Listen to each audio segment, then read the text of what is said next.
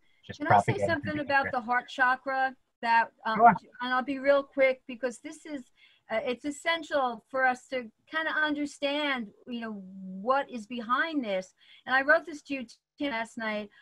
There's 108 nadis. In yoga or in Sanskrit they call them nadis. They're energy lines, okay? And these nadis converge at our heart chakra to form it forms the heart chakra. So when we recite 108 times, even with the nerve endings in our fingers, right? 108 times, what that does, it activates the heart chakra. And when the heart chakra is activated, it balances all of our other chakras. When you think about it, if you're in survival mode and fear mode, more the root chakra. But that's the beauty of the recitation and the science behind it. So the heart chakra unblocks and balances all of the chakras when we're reciting 108 times. And that's all I want to say. Thank you, Nancy. Thank you. Very much appreciated. So It's very powerful. Everybody joining in at the same time. Very powerful. Thank you. Absolutely. Yeah. So we have, let's see, I know we're over time, but I just have to bring in one more. We have Alton. Let's see, Alton. Can you hear us, Alton? I have to ask you to unmute. If you can't, then we can sign off. But Alton made a nice comment about Puff the cat before. So anyway, Alton, I think, is having difficulties. So Mother, please tell us, in this time, given all that is happening and all that we've done today, and talk about prayer and meditation and read different kinds of prayer and participated in a couple different kinds of meditation, and all that is going on in the world around us, what needs to be said right now? What needs to be said? What needs to be expressed? Just remember who you are and that God is within you, and you could create miracles in your life and the world around you. And tap into who you really are. Don't tap into the ego. The ego is not who you really are, correct? Right, Tim? You have to end with that. That's not real. The ego is separate from who we really are. So tap into who we really are, which is source energy. And we can create miracles in our life. Tap into what we want, not what we don't want, and solutions rather than the problems themselves. Speak to source energy, but also listen, because in any relationship, you need to speak as well as to hear. Yes, we do. And I would just like to say that, well, two things. One is that God is always listening. so God honors this side of the bargain. And so when we speak, God hears. And so it's only fitting that we listen in a similar kind of way. And so this is Duke barking in Mother Karen's house. And Duke says goodbye. And this is Kia. Kia says goodbye too. So thank you all for joining. Thank you for praying with us and for meditating with us. And we love you all, and God bless. And let's continue to shine this light through the world. Thank you. Bye-bye. Namaste.